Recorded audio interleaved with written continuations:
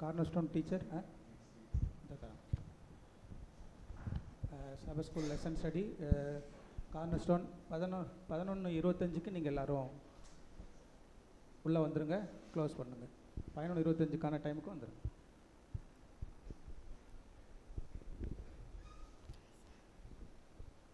Happy சபத்.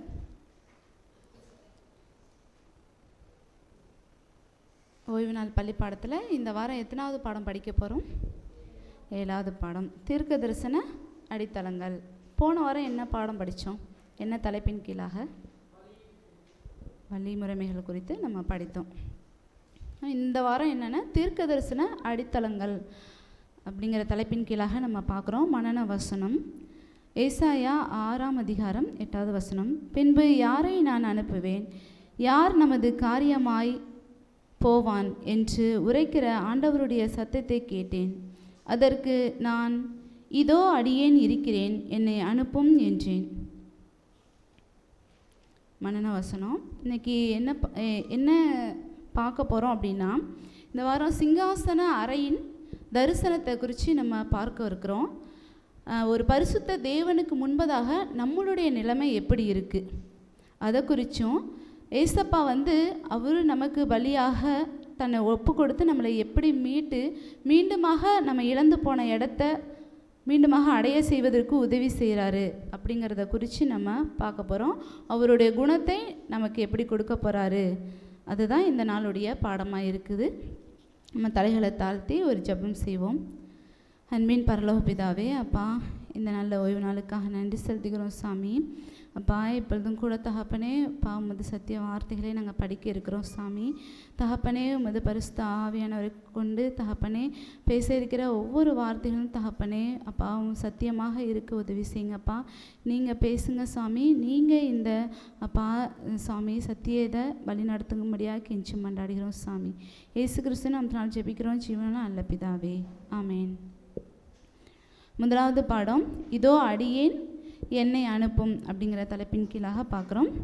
இதில் யாரை குறித்து நம்ம பார்க்குறோன்னா, ஏசாயா தீர்க்கதரிசியை பற்றி தான் நம்ம பார்க்குறோம். ஏசாயா தீர்க்கதரிசி என்ன பண்ணுறாருன்னா, ஒரு தீர்க்க தரிசனத்தை காண்கிறத நம்ம பார்க்குறோம்.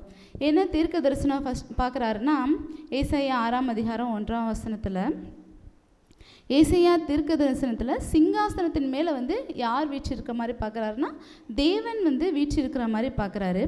அதுக்கப்புறம் என்ன பார்க்குறாரு அப்படின்னு சொல்லி பார்த்தோம்னா, அந்த சிங்காசனத்துக்கு பக்கத்தில் அவ்வாறு செட்டைகளை உடைய சேராபின்கள் பரிசுத்தர் பரிசுத்தர் பரிசுத்தர் என்று தேவனை துதித்து கொண்டிருக்கிறார்கள். இப்போ இந்த 2 காட்சியும் அவங்க பார்க்குறாங்க. தேவன் இருக்கிறார் சிங்காசனத்தில், அதை சுற்றி சேராபின்கள் என்ன பண்ணுறாங்கன்னா, 6 செட்டைகளை உடைய சேராபின்கள் அவர் துதித்து பாடுறாங்க. அப்படி பாடும்போது இவருக்கு என்ன நடக்குது அப்படின்னு சொல்லி பார்த்தோம்னா, ஏசாயா 6ஆம் அதிகாரம் 5ஆம் வசனத்தில் ஏசாயா தீர்க்கதரிசி என்ன ஆகிறார்னா, ஐயோ நான் அதமானேன், நான் அசுத்த உதடுகளுள்ள மனுஷன், அசுத்த உதடுகளுள்ள ஜனங்களின் நடுவில் வாசமாயிருக்கிறவன், சேனைகளின் கர்த்தராகிய ராஜாவை என் கண்கள் கண்டதே என்று புலம்பினார். இப்போ என்ன ஆகுதுன்னா, தேவனுடைய சிங்காசனத்தை அதிலிருந்து வருகிற அந்த ஒளி, அது இல்லாமல் சேராபின்கள் இவங்களெல்லாம் பார்க்கும்போது இவருக்கு என்ன ஆகுதுன்னா, ஒரு பயம் வருது, நடுக்க வருது, தன்னுடைய பாவம் அவருக்கு வெளிப்படுது. அதான் நம்ம இந்த பாடத்தை தொடங்குறதுக்கு முன்னாடி, பாடத்தை தொடங்கும் போதே ஃபஸ்ட்டில் என்ன சொல்லுவாங்க, என்ன ஒரு இது கொடுத்துருக்காங்கன்னா, ஒரு சபையை நிறுவுவதற்காக, அது ஒரு பாலடைந்த சபை, அந்த சபையை எடுத்து மறுபடியும் கட்டுவதற்காக என்ன பண்ணுறாங்கன்னா, அதை செப்பனிடுகிற பணியை செய்யணும்னு பார்க்குறாங்க. அப்படி பார்க்கும்போது வெளிச்சத்தை நல்லா பிரைட்டாக கொடுத்தோம்னா சபை ரொம்ப அழகாயிரும், பில்டிங் நல்லா அழகாயிரும்னு நினச்சிட்டு அந்த வெளிச்சத்தை நல்லா பிரகாசமாக வைக்கிறாங்க. அப்படி வைக்கும்போது முன்ன இருந்ததை விட இன்னும் அது எங்கெங்கெல்லாம் துளி துளியாக அசுத்தம் இருந்தாலும் அதை காமிக்க ஆரம்பிச்சிருச்சு. அப்போ அது மாதிரி தான் ஏசாயா தேவனுடைய அந்த சமூகத்தில், தேவனுடைய அந்த பிரசன்னத்துக்கு போகும்போது, தேவனை பார்க்கும்போது அவருக்கு என்ன ஆகுதுன்னா, தன்னுடைய பாவங்கள் அவருக்கு அப்படியே வெட்ட வெளிச்சமாக தெரியுது அப்படிங்கிறத நம்மளால் பார்க்க முடியுது. அவர் தீர்க்கதரிசி இதை குறித்து என்ன சொல்கிறாங்கன்னா, ஏசாயா தனது இறைவனின் மகிமை மற்றும் மகத்துவத்தின் வெளிப்பாட்டை கண்டபோது கடவுளின் தூய்மை மற்றும் பரிசுத்தத்தின் உணர்வால் அவர் மூழ்கி போனார். என்ன ஆகுதுன்னா, அவருடைய பரிசுத்தத்தை பார்க்கும்போது அப்படியே அதுக்குள்ளே போயிட்டார், மூழ்கி போயிட்டாராம். தேவனுடைய பரிசுத்த தன்மை அவ்வளோ ஒரு பிரகாசமாக இருக்குது அப்படின்னு சொல்லி, தேவனுடைய சிங்காசன அறைக்குள் தெய்வீக பிரசனத்தின் முழு வெளிச்சத்தில் நின்று தனது சொந்த அபூரணத்திற்கும் திறமையின்மைக்கும் விடப்பட்டால் அவர் அழைக்கப்பட்ட பணியை நிறைவேற்ற முற்றிலும் இயலாது என்பதை உணர்ந்தார். அவருடைய வெளிச்சத்தில், தேவனுடைய வெளிச்சத்தில் பார்த்தா தனக்கு ஒரு திறமையும் இல்லை, தன்னால் ஒரு ஊழியத்தையும் அவரால் செய்ய முடியாது அப்படிங்கிற அந்த உண்மைத்தன்மையை ஏசாயா தீர்க்கதரிசினால் அது புரிஞ்சிக்க முடியுது. அதனால தான் என்ன சொல்கிறாருன்னா, ஐயோ நான் அதமானேன், நான் எப்படிப்பட்ட உதடுகள் உள்ளவன், அசுத்த உதடுகள் உள்ளவன் அப்படின்னு சொல்லிட்டு அவர் சொல்கிறாரு. அப்போ தேவனுடைய சமூகத்துக்கு முன்பதாக நம்ம போகும்போது நம்ம பெரும்பான்மையாக பார்க்குறோம், நம்ம தேவனுடைய ஆலயத்துக்கு வரும்போது பாருங்களேன், நம்மளுடைய பாவங்கள்லாம் அப்படியே வெட்ட வெளிச்சமாக தெரியும். நம்ம இங்கே ஒரு சத்தியம் கேட்டிருப்போம், ஒரு வார்த்தை கேட்டிருப்போம், தேவனுடைய வார்த்தை நமக்கு அப்படியே மனசில் ஆழத்தில் குத்தப்படும், நமக்கு அப்படியே வலியாக இருக்கும். ஆனால் அதே வெளியில் போய் நின்று மற்ற மனுஷங்களோட நம்ம கம்பேர் பண்ணி பாருங்கள், நம்மளுடைய நிலைமை எப்படி இருக்குன்னா, நான் எல்லாத்தையும் பண்ணி முடிச்சிருவேன், நான் பர்ஃபெக்ட், நான் அவங்கள விட நான் பெஸ்ட்டு, அப்படி தான் நம்ம சொல்லுவோம். ஆனால் ஆலயத்தில் அந்த மாதிரி நம்மளால் சொல்ல முடியுமானா சொல்ல முடியாது. ஏன்னா ஆலயத்தில் யார் இருக்கா? தேவன் இருக்கார். அவருடைய சந்நிதியில் நின்றுட்டு அவரை பார்க்கும்போது நம்மளை அவரோட ஒப்பிட்டு பார்க்கும்போது என்ன ஆகுதுன்னா, நம்மளுடைய பாவங்கள் எல்லாம் வெட்ட வெளிச்சமாக அது தெரியறதா இருக்குது. ஆனால் வெளியில் நம்ம எப்படி இருக்கிறோம்? நான் ரொம்ப பரிசுத்தம், காலையில் எழுந்திரிச்சவொடனே நான் பயங்கரமாக ப்ரேயர் பண்ணுவேன், மீட்டிங் அட்டன் பண்ணுவேன் அப்படின்னு சொல்லி நம்மளுடைய வாழ்க்கையை பார்க்கும்போது மற்றவங்க அப்படியே புகழ்ந்து தள்ளுற அளவுக்கு இருக்கும். நம்மளே எல்லா விஷயத்தையும் நம்மளே மகிமைப்படுத்திக்குவோம் அப்படிங்கிற மாதிரி இருக்குது. இப்போ ஏசாயா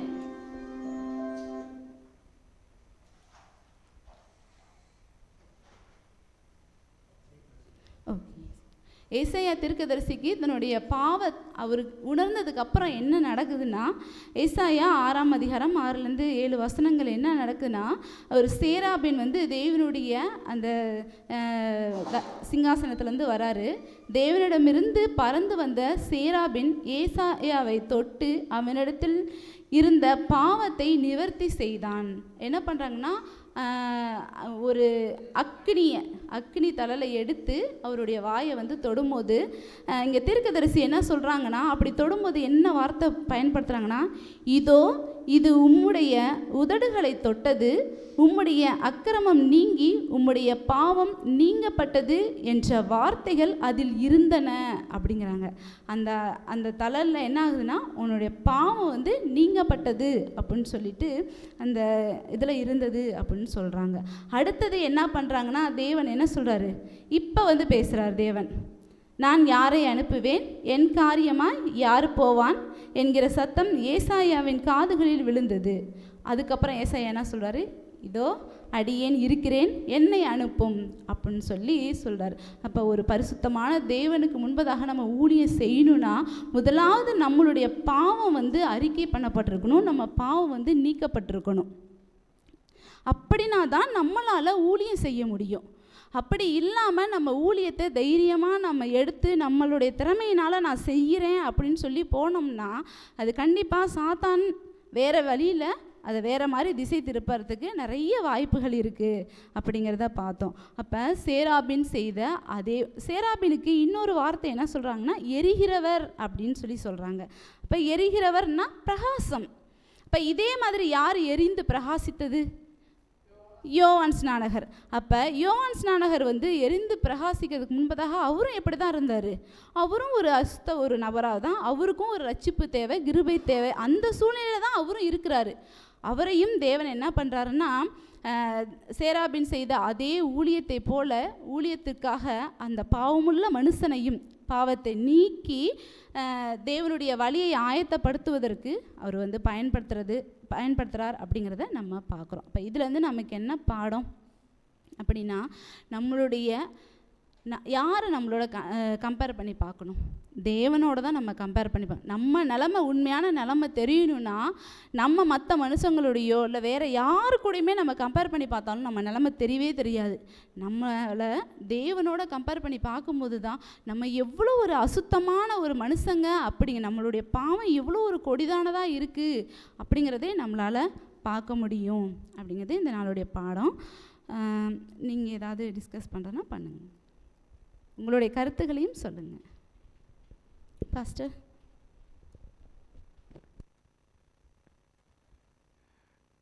நல்ல விஷயந்தான். நம்ம இந்த பாடத்தில் அங்கே நம்ம என்ன கவனிக்கணும் அப்படின்னு சொன்னால், கற்றுக்க வேண்டிய பாடம், கலந்துரையாடலில் இருக்க வேண்டிய விஷயம் அவங்க நெருப்பு தழல் தொடுகிறது. நெருப்பு தழல் தொட்ட உடனே அவன் தன் அசுத்தம் உள்ளவன் அப்படின்னு சொல்லி புரிஞ்சுக்கிட்டான். இப்போ நம்ம எது தொடப்படணும்? நம்ம எதால் தொடப்படணும்? நம்ம யாரால் தொடப்படணும்?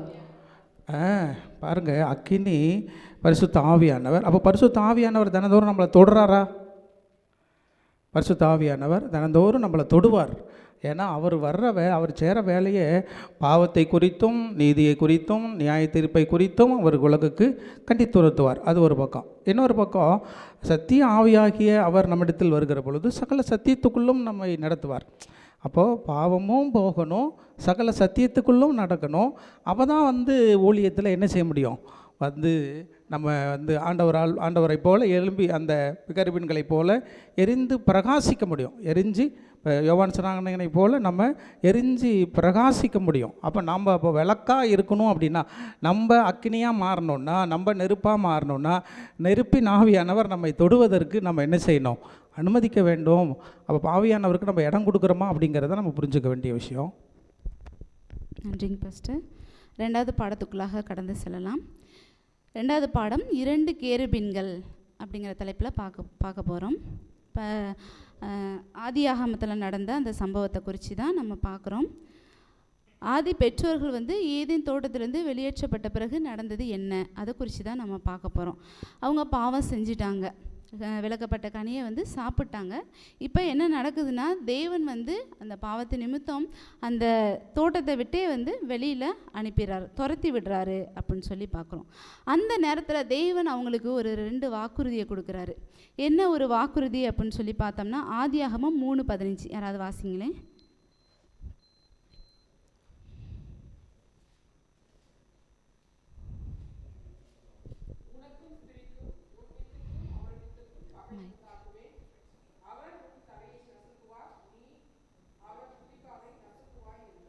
உனக்கும் ஸ்திரீக்கும் உன் வித்துக்கும் அவள் வித்துக்கும் பகையை உண்டாக்குவேன். அவர் உன் தலையை நசுக்குவார், நீ அவர் குதிகாலை நசுக்குவாய் அப்படின்னு சொல்லிட்டு இந்த இதுதான் கொடுக்குறாங்க. இதிலேருந்து என்ன ஒரு நம்பிக்கை இருக்குது ஆதாம் ஏவாளுக்கு அப்படின்னு சொல்லி பார்த்தோம்னா, அங்கே என்னதான் பாவம் செஞ்சாலும் உன்னுடைய பாவத்திற்காக யார் வரப்போகிறாரு? மேசியா வரப்போகிறாரு, கிறிஸ்து வரப்போகிறாரு.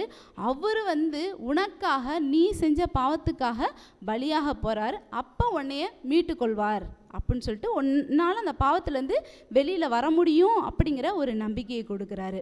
2வது, அவங்கள ஏதேன் தோட்டத்திலேருந்து வெளியில் துரத்துனதுக்கப்புறம் ஏதேன் தோட்டத்தை எப்படி காவல் பண்ணுறாரு அப்படின்னு சொல்லி பார்த்தோம்னா, கேருபீன்களை வச்சு அவர் காவல் பண்ணுறதை பார்க்குறோம். ஆதியாகமம் 3:24 நம்ம அதை பார்க்க முடியுது. அதுக்கப்புறம் வீசி கொண்டிருக்கிற சுடரொளி பட்டயத்தை வச்சு பாதுகாக்கிறாரு அப்படிங்கிறதையும் நம்மளால் பார்க்க முடிகிறது. இப்போ முற்பிதாக்களும் தீர்க்கதரிசிகளும் அந்த புத்தகத்தில் நம்ம பார்க்கும்போது, ஏசப்பா அவங்கள ஏதேன் தோட்டத்தில் இருந்து வெளியில் துரத்தி விட்டுட்டாரு.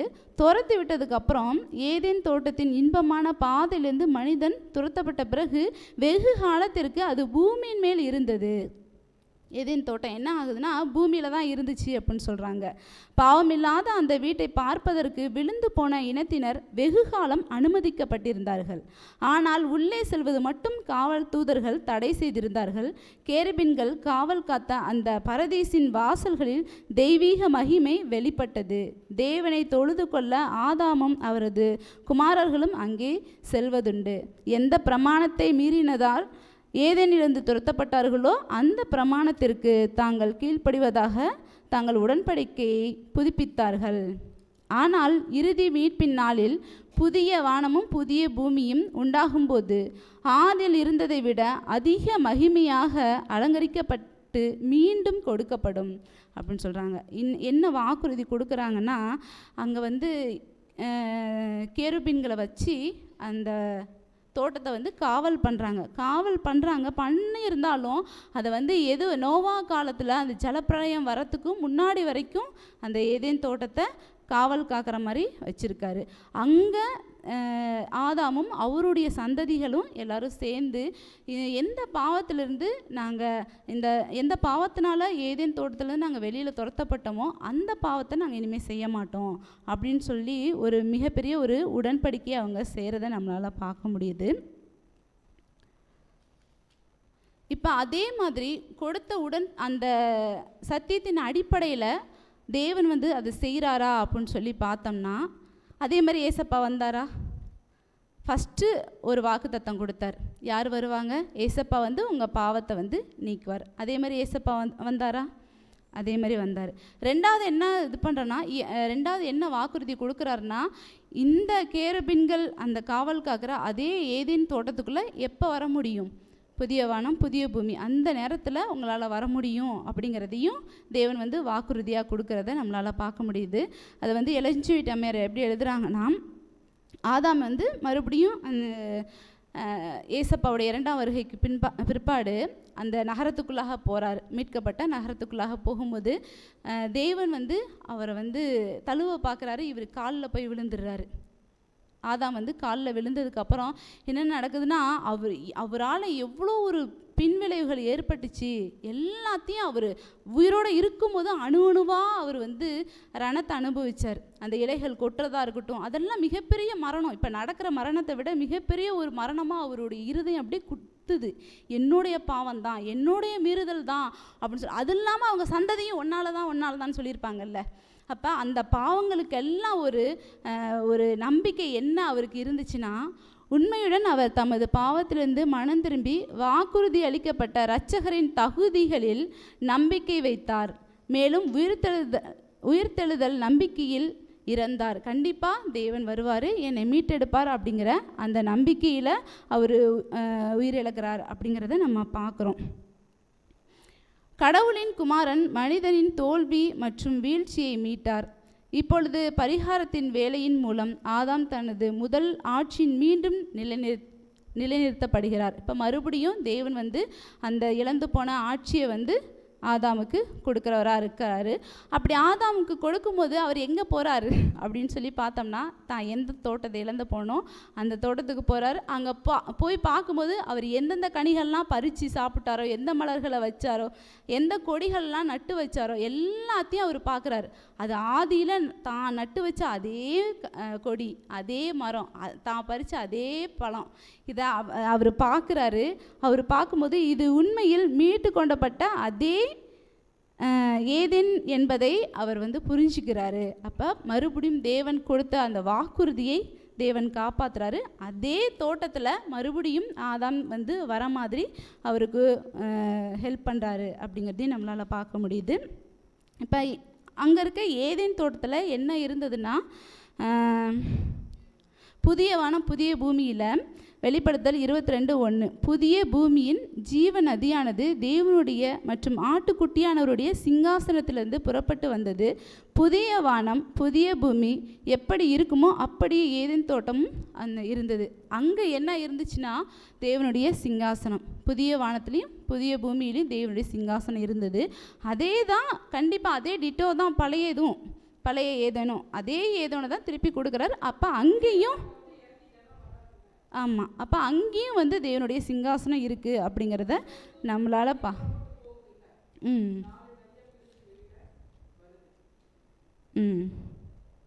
அப்போ கேருபீன்கள் வந்து மீண்டுமாக அந்த தோட்டத்துக்குள்ளாக அனுமதிக்கிற அந்த காட்சி நம்மளால் பார்க்க முடியுது. இப்போ கேருபீன்கள் தோட்டத்தை மட்டும்தான் பாதுகாக்கிறாங்களா அப்படின்னு சொல்லி பார்த்தோம்னா அது மட்டும் இல்லை. வேறு என்னத்தை பாதுகாக்கிறவங்களா இருக்காங்க? 10 கற்பனை உடன்படிக்கை பெட்டியை வந்து அவங்க பாதுகாக்கிறவங்களா இருக்கிறாங்க. அப்போ உடன்படிக்கை பெட்டியை இப்போ எங்கே தேவன் வச்சுருக்காரு? பரலோகத்தில் வச்சுருக்காரு. உடன்படிக்கைக்குள்ளே இருக்கிற 10 கற்பனை எங்கே வச்சுருக்காரு? நம்மளுடைய உள்ளத்தில் வச்சுருக்காரு. அப்போ அன்னைக்கு ஆமாம்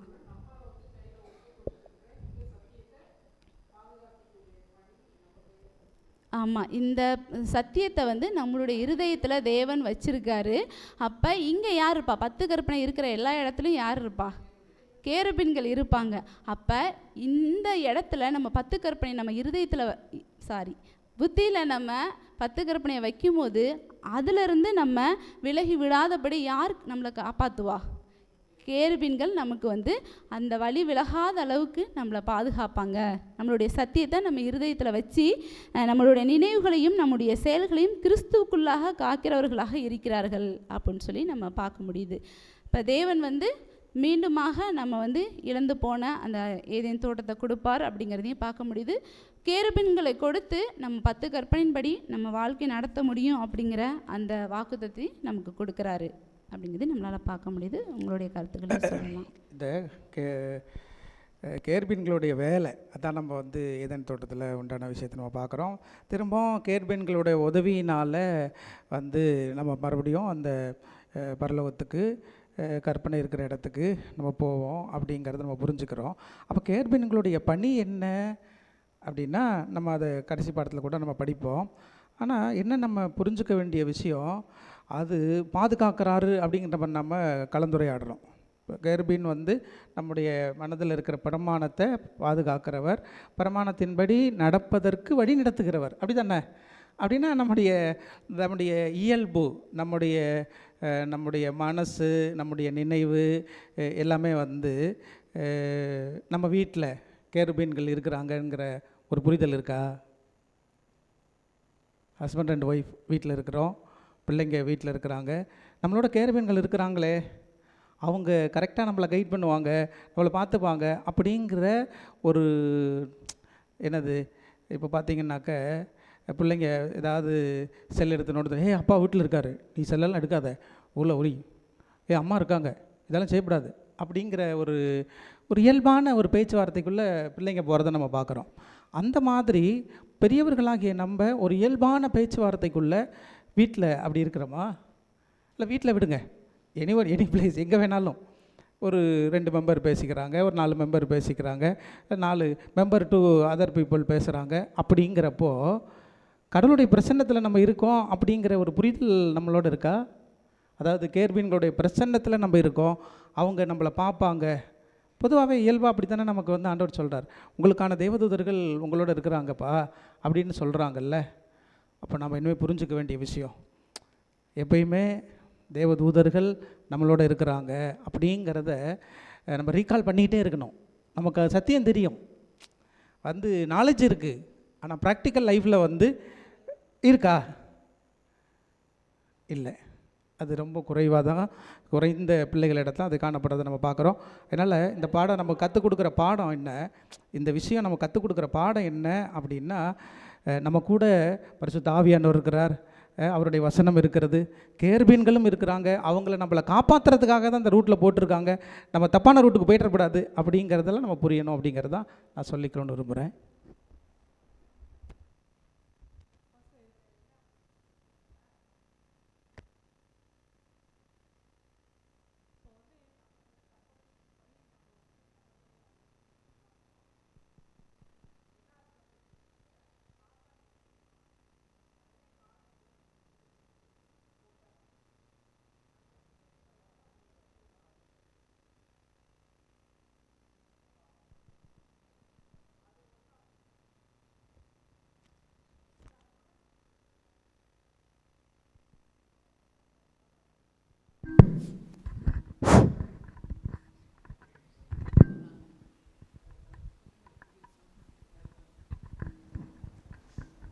ஹலோ,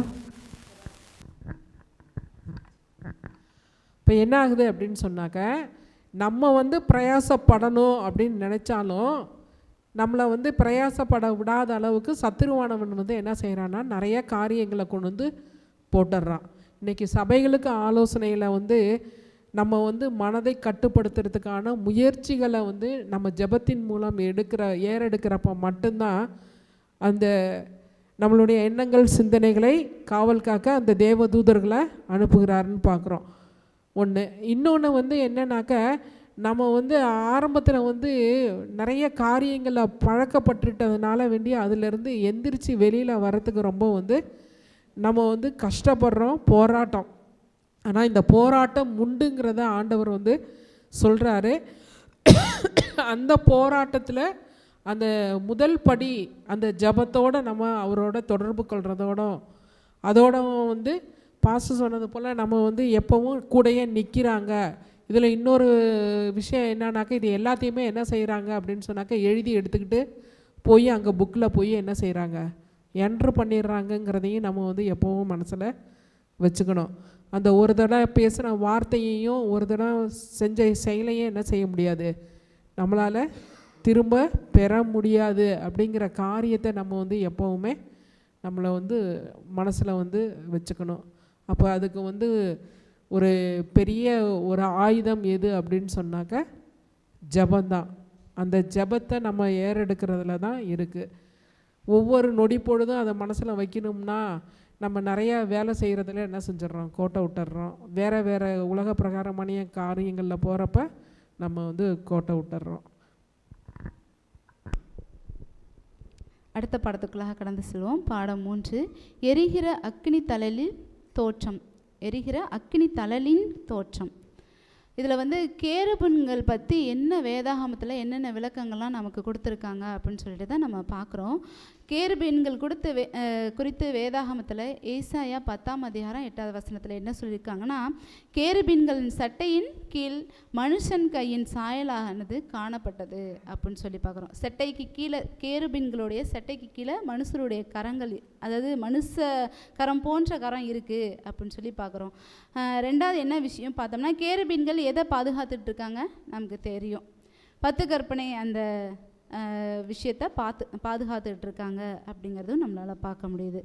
அதுக்கப்புறம் அவங்களுடைய ரூபங்களை எங்கே வந்து எம்மிங் பண்ணியிருக்காங்க அப்படின்னு சொல்லி பார்த்தோம்னா,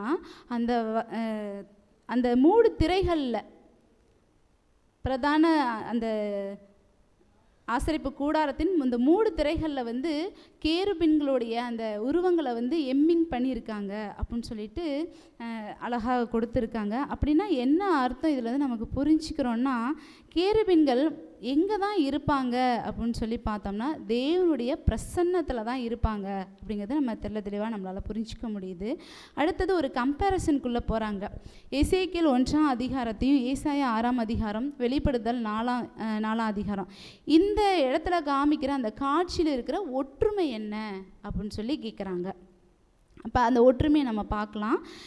எசேக்கியேல் 1ஆம் அதிகாரம் 5ஆம் வசனத்தில் பார்த்தோம்னா, எசேக்கியேல் என்ன விஷயத்தை பார்க்குறாரு, தீர்க்க தரிசனமா அப்படின்னு சொல்லி பார்த்தோம்னா, பார்க்கும்போது என்ன ஆகுதுன்னா, அவர் வந்து குப்புற விழுந்துடுறாரு, முகம் குப்புற விழுந்துடுறாரு. ஏன்னா தேவனுடைய அந்த சந்நிதியில் அந்த தரிசனத்தை பார்க்கும்போது யாராலையும் நிலைநிற்க நிற்க முடியாது, விழுந்துடுறாரு.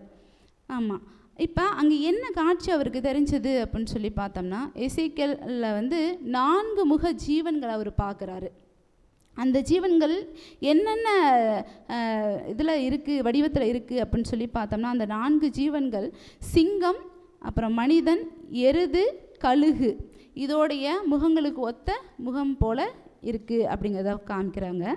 அதுக்கப்புறம் எப்படி இருக்குன்னா, அந்த 4 ஜீவன்களின் தோற்றம் வந்து தீவர்த்திகளின் தோற்றம் போல் இருக்குது.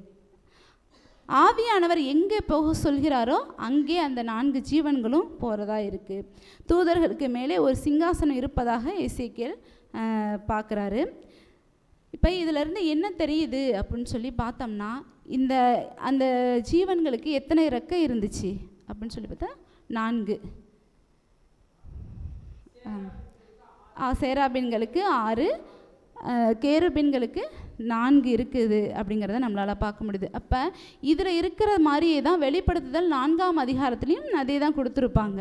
அப்போ 4 சட்டைகள் இருக்குது அப்படின்னு சொல்லிட்டு அதே தான் வந்து ஏசாயாவிலையும் கொடுத்துருப்பாங்க. அப்போ 3மே எதை தான் குறிப்பிடுது, இந்த ஜீவன்கள் யார் அப்படின்னு சொல்லி குறிப்பிடுது அப்படின்னு சொல்லி பார்த்தோம்னா இவங்கெல்லாம் வந்து தூதர்கள். அது வந்து கேருப் டைப்பான தூதர்கள் அப்படிங்கிறது நம்மளால் பார்க்க முடியுது.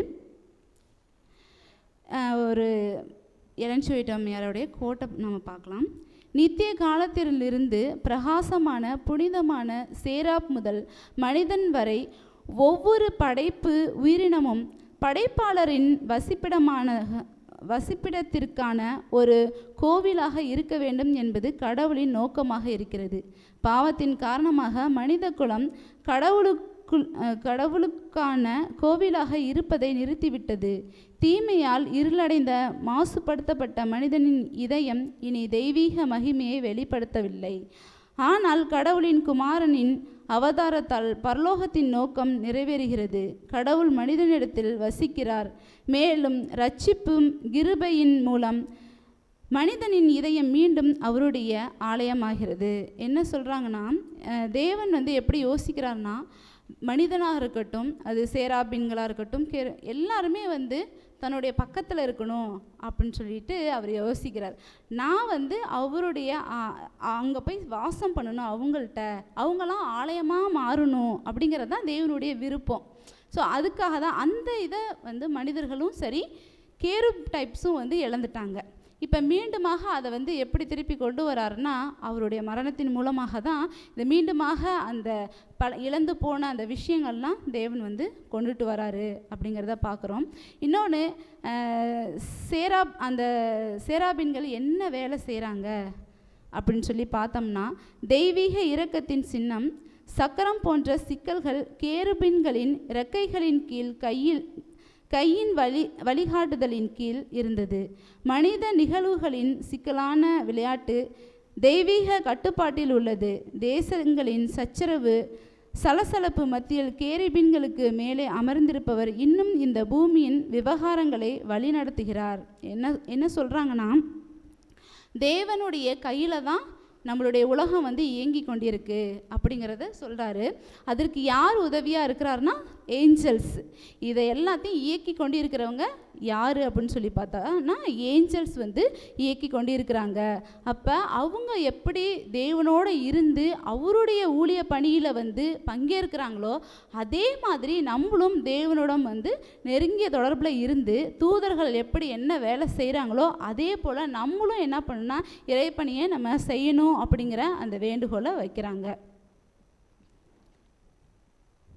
இப்போ அடுத்தது என்ன சொல்கிறாங்கன்னா, இந்த கேருபீன்கள் வந்து எப்படி இருக்காங்கன்னா, தன்னை பறக்கும்போது தேவனுடைய சமூகத்தில் தங்களுடைய முகத்தை வந்து மூடிக்கொள்கிறவர்களாக இருக்கிறாங்க அப்படின்னு சொல்லி பார்த்தோம். அப்படின்னா எப்படி பறக்கிறாங்கன்னா, தன்னுடைய உடம்பு ஃபுல்லாக மூடிக்கிட்டு 2 ரெக்கையால் தான் பறக்கிறாங்க. இப்போ அவங்க வந்து பரிசுத்தம் உள்ளவங்க தானே, அவங்க ஏன் அப்படி பறக்கணும்? ஏன்னா தேவனுடைய ஆமாம், ஒரு தாழ்மையை காட்டுகிறது. இன்னொன்று, தேவனுடைய அந்த சன்னிதானத்தில் வந்து தன்னுடைய உடம்பை காமிக்கக்கூடாது அப்படிங்கிறது. அதுக்கப்புறம் அவர் வந்து பரிசுத்தம் உள்ள தெய்வம்.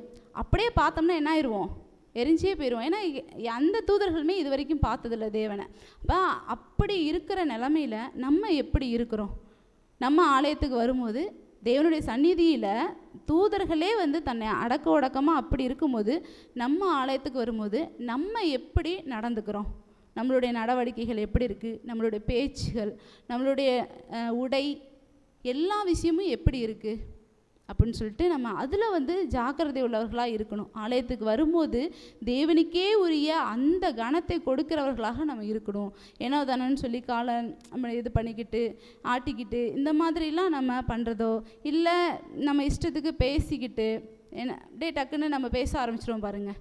அந்த மாதிரிலாம் நம்ம பண்ணிக்கிட்டு, இதை விட எனக்கு இன்னொரு விஷயந்தான் தோணுச்சு. இந்தளவு தூதர்கள் இருக்கும்போது எல்லா இடத்துலையும் எப்படி பண்ணுறாங்கன்னா, ஆட்டம் ஆடுறாங்க, பாட்டு பாடுறாங்க. அப்போ அது எவ்வளோ தேவனுக்கு வந்து ஒரு கனவீனத்தை கொண்டு வரும் அப்படிங்கிறது என்னால் பார்க்க முடிஞ்சது. இதுலேருந்து உங்களுடைய கருத்துக்களையும் நீங்கள் சொல்லுங்கள்.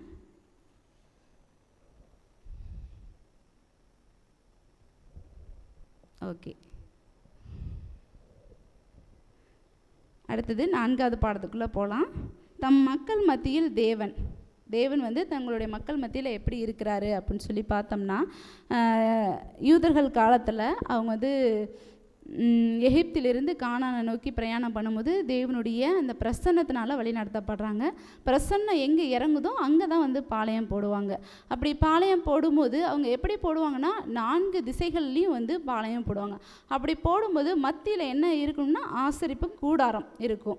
4 திசைகள்லேயும் 3 கோத்திரமாக வந்து 4 திசைகள்லேயும் இருக்குது அப்படின்னு சொல்லி பார்க்குறோம்.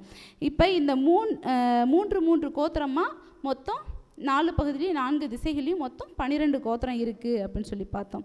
அங்கே வந்து என்ன முதன்மையான ஒவ்வொரு கோத்திரங்களை வச்சுருக்காங்க. 4 திசைகளையும் முதன்மையான கோத்திரம் என்னென்னா யூதா கோத்திரம். அதில் வந்து எங்கே இருக்குன்னா கிழக்கு பகுதியில் வந்து பாளையம் இறங்கியிருப்பாங்க. 2வது வந்து ரூபன் கோத்திரம், அவங்க வந்து தென்புறத்தில் வந்து பாளையம் இறங்கியிருப்பாங்கன்னு சொல்கிறாங்க. எப்ராயிம் கோத்திரம் வந்து மேற்கு பகுதியில் வந்து பாளையம் இறங்கியிருக்காங்க. தான் கோத்திரம் வந்து வடக்கு புறத்தில் வந்து பாளையம் இறங்கியிருக்காங்க அப்படின்னு சொல்லி பார்க்கலாம். சரி, அங்கே வந்து அப்படி பாளையம் இறங்கியிருக்கும் போது அவங்க வந்து தங்களுடைய கொடியை வந்து நாட்டி வச்சுருப்பாங்க. அப்படி அந்த கொடியில் என்ன தான் இருக்குது அப்படின்னு சொல்லி பார்த்தோம்னா, அந்த கொடியில் என்ன இருக்குன்னா, இது வந்து வேதத்தின் அடிப்படையில் கிடையாது. ஆனால் ரபிமார்களுடைய அந்த வழி வழியாக பாரம்பரியமாக அந்த ஒரு சரித்திரம் சொல்லும் பாருங்கள். அந்த இதில் என்ன சொல்கிறாங்கன்னா, அங்கே வந்து யார் இருக்கா அந்த கொடிகளில் என்னென்ன உருவங்கள் இருக்குது அப்படின்னு சொல்லி பார்த்தோம்னா, யூதா கொடியில் வந்து சிங்க முகத்தையும், ரூபன் கொடியில் வந்து மனுஷ முகமும், எப்ராயிமில் வந்து காளை முகமும், தான் கோத்திரத்தில் வந்து கழுகு அந்த உருவமும் இருக்கிறது அப்படின்னு சொல்லி பார்க்குறோம். இதெல்லாம் எதை குறிக்கிறது அப்படின்னு சொல்லி பார்த்தோம்னா அவங்களுடைய குணங்களை குறிக்கிறதா பார்க்குறாங்க. ஒவ்வொருத்தவங்களும் யூதா எப்படி யூதராஜ சிங்கம் அப்படி தான் சொல்லுவாங்க. அப்போ அவங்களுடைய கம்பீரம், அப்புறம் மனுஷன்னா அவங்களுடைய யோசனைகள், இந்த மாதிரி ஒவ்வொருத்தவங்களுடைய அந்த குணத்தையும் வெளிப்படுத்ததாக பார்க்கலாம். யாக்கோபு கூட தங்களுடைய 12 பிள்ளைங்களையும் ஆசீர்வதிக்கும் போது எப்படி சொல்லுவார்? அவங்களுடைய குணங்களை சொல்லி சொல்லி ஆசீர்வதிப்பார். அப்போ அந்த குணத்திற்கு இந்த குணம் உள்ளவங்க இந்த தோட்டத்தை உடைய அந்த மிருகங்களோட ஒப்பிட்டு இங்கே சொல்கிறத நம்மளால் பார்க்க முடியுது.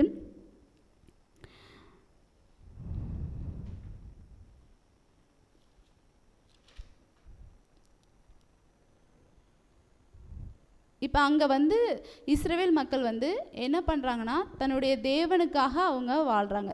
தன்னுடைய தேவனை வந்து மையமாக வச்சு தான் அவங்களுடைய எல்லா விஷயங்களுமே இருக்கும். இப்போ ஒரு விஷயம் எடுத்துக்கிட்டோம்னா, இப்போ எலஞ்சுவிட் அம்மையார் என்ன சொல்கிறாங்கன்னா, கடவுள் தன் மக்களிடையே தமது விருப்பத்தை பற்றி தெளிவான மற்றும் திட்டவட்டமான அறிவை இஸ்ரவேலுக்கு சிறப்பு கட்டளைகள் மூலம் வழங்குகிறார். இது மனிதனுக்கும் அவரது சக மனிதர்களுக்கும் உள்ள கடமையை காட்டுகிறது. கடவுளுக்கு செலுத்த வேண்டிய வழிபாடு தெளிவாக வரையறுக்கப்பட்டது. ஒரு சிறப்பு சடங்குகள் சட்டங்கள் நிறுவப்பட்டன. இது அவரது மக்களிடையே கடவுளின் நினைவை பாதுகாக்கும். இதன் மூலம் 10 கட்டளைகளை மீறுவதிலிருந்து பாதுகாக்கும் ஒரு வேலியாக செயல்படும். இது என்ன சொல்கிறான்?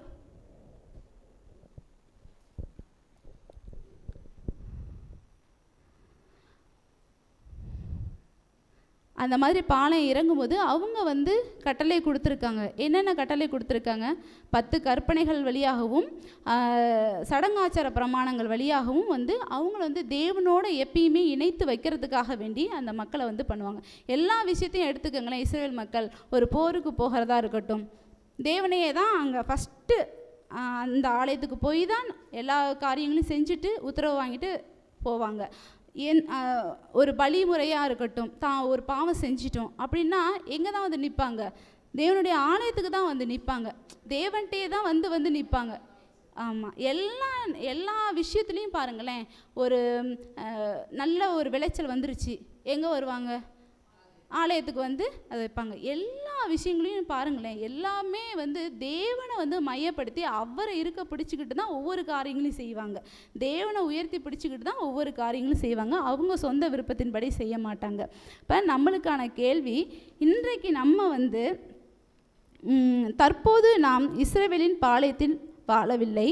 ஆனால் இன்று நாம் வாழ்கிற வாழ்க்கையில் எவ்வாறு தேவனுடைய பிரசன்னத்தை நெருங்கி செல்ல முடியும்? அவங்க வந்து எப்பயுமே தேவனுடைய பிரசன்னத்தை தான் நெருங்கி போயிட்டு எல்லா விஷயத்துலையும் தேவன் தான். ஃபஸ்ட்டு அப்படி தான் இருந்தாங்க. இன்னைக்கு நம்ம எப்படி தேவனுடைய பிரசன்னத்தை என்னென்ன விதத்தில் நம்ம நெருங்கி போகிறோம், என்னென்ன செயல்கள்லாம் செய்கிறோம் தேவனோட ஒன்றாக இருக்கிறதுக்கு? வேதம் வாசிக்கிறது, ஜெபம் பண்ணுறது, இன்னும் அவங்கள ஆலயத்துக்கு கரெக்டாக வர்றது, தொழுகைக்கு கரெக்டாக வர்றது, ஆலயத்துக்கு நம்ம வந்து முக்கியத்துவம் கொடுத்து சேர்ந்து அந்த பணிகளை வந்து செய்கிறது எல்லாமே. அப்போ தேவனுடைய, அதாவது அவங்களுக்கு வந்து அப்போ அந்த வனாந்திர யாத்திரையில் வந்து ஆண்டவர் வந்து அவங்களுக்கு பாதுகாப்பு கொடுத்துக்கிட்டு வராரு. அப்படிங்கிறப்ப என்னன்னாக்கா அவங்களோட இணைஞ்சு அவரோட இணைந்து எல்லாரும் வந்து கட்டுப்பட்டு இருக்கிறப்ப வந்து பெரிய பெரிய வெற்றிகளை வந்து கிடைக்க வைக்கிறாரு. அப்போ அது போல் வந்து நம்மளும் வந்து நம்மளோட வாழ்க்கையிலையும் நம்ம வந்து அவருக்கு வந்து முக்கியத்துவம் கொடுக்கணும். அப்படி அந்த மாதிரி முதலிடம் அவருக்கு கொடுக்கணும். முதலிடம் அந்த மாதிரி நம்ம கொடுக்குறோமான்னா கொஞ்சம் கேள்விக்குறியாக தான் இருக்குது. அவங்க எந்த விஷயமா இருந்தாலும் காலை பலி, அந்தி பலி, டக்குன்னு ஆலயத்துக்கு போயிடுறாங்க. எல்லா விஷயத்துலையும் பாருங்கள், ஒரு காணிக்கையாக இருந்தாலும், ஒரு நல்ல விஷயமா இருந்தாலும், கெட்ட விஷயமா இருந்தாலும், எதுக்காக இருந்தாலும் எங்கே தான் போய் போகிறாங்க? தேவனை தேடி தேடி தான் அவங்க போகிறாங்க. அந்த மாதிரி நம்ம இருக்கிறோமா? அதாவது நம்ம குடும்பமே ஒரு சின்ன சபை மாதிரி. ஆமாம்.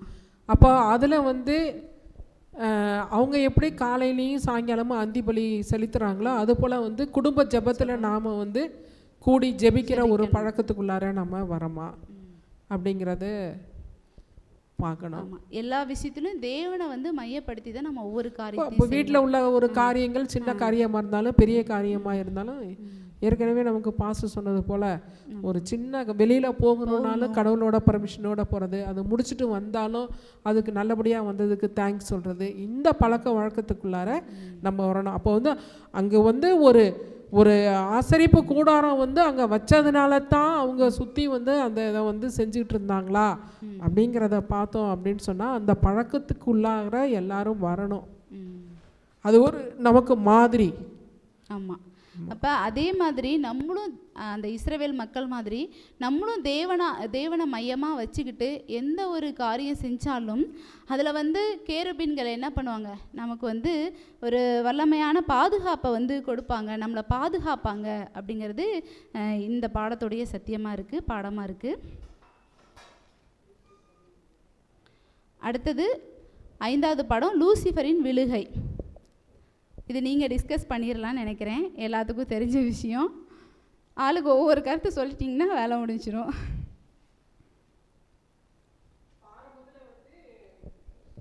லூசிஃபர் யார்? காப்பாற்றப்படுகின்ற ஒரு கேருபீனாக தான் கடவுளுடைய பிரசன்னத்தில் பக்கத்தில் நெருங்கிய தொடர்பு உள்ளவராக தான் இருக்கிறான். அப்போ அவனுக்குள்ளார ஒரு பெருமை வந்துடுது. அவன் வந்து அந்த பெருமை நிமித்தம் அந்த தொழுகை எனக்கு வேணும் அப்படிங்கிறத வந்து முன்னிட்டு ஒரு கும்பல் சேர்க்கறதுனால வேண்டி தான் அங்கே மேலேருந்து கீழே வந்து விழறதா இருக்குது. ஆமாம். அவங்க வந்து என்ன பண்ணுறாங்கன்னா, லூசிஃபர் தேவனை வந்து அவங்க மகிமைப்படுத்துறதுக்காக தான் அங்கே இருக்காங்க. அவருடைய 10 கற்பனையை பாதுகாக்கணும், அந்த வேலை தான் அவங்க. தேவனுக்கு ஊழியம் செய்கிறதான். ஆனால் இவர் என்ன பண்ணுறாருன்னா, தன்னை வந்து உயர்த்த ஆரம்பிச்சிடார். தேவனுக்கு மேலே தன்னை வந்து உயர்த்தி அந்த தொழுகை எல்லாம் தனக்கு வேணும் அப்படின்னு சொல்லிட்டு அவர் நினைக்கிறாரு. அதன் மூலியமாக தான் இந்த பிரபஞ்சமே இவ்வளோ ஒரு பிரச்சனைக்குள்ளாக ஆகுது அப்படிங்கிறத நம்மளால் பார்க்க. அவனுக்கு கொடுக்கப்பட்ட அந்த மேன்மையை வந்து என்ன செய்கிறான் அப்படின்னு சொன்னாக்க பெருமையாக எடுத்துக்கிட்டு கீழே விழுறதுக்கு போயிடுது. அப்போ கடவுள் என்னோட வாழ்க்கையில் எனக்கு கொடுக்கப்படுகின்ற ஆசீர்வாதங்களால் வேண்டி என்னுள்ள பெருமை வருதா, இல்லை கொடுத்த கடவுளுக்கு முன்பாக நான் தாழ விழுந்து ஆண்டவரை நீர் எனக்கு இதை கொடுத்துருக்கிறேங்கிறத உணர்ந்து நான் அந்த ஆசீர்வாதங்களை தேவனுக்கென்று பிரயோகப்படுத்துகிறேனாங்கிறத நம்ம முடிவு பண்ணிக்கலாம். கடைசியாக என்ன பண்ணுறாருன்னா, லூசிஃபர் வந்து இழந்து போயிட்டாங்க. அந்த இடத்த யாரை வச்சு நிரப்ப போகிறாங்க? அவரால் மீட்கப்பட்ட நம்மளை வச்சு தான் வந்து அந்த இடத்த வந்து நிரப்ப போகிறாங்க. இவ்வளோ பெரிய ஒரு வல்லமையான ஒரு வாக்குறுதியை தேவன் நமக்கு கொடுத்துருக்காரு. நம்மளுடைய வாழ்க்கை அப்படி தான் இருக்கா? இன்றைக்கி நம்ம சர்ச்சுக்கு வரோம், நான் 7th டே அட்வென்டிஸ்ட்னு சொல்லிக்கிறோம். இந்த பெருமை நம்மளை எங்கேயாவது விழ வைக்கிற மாதிரி இருக்கா?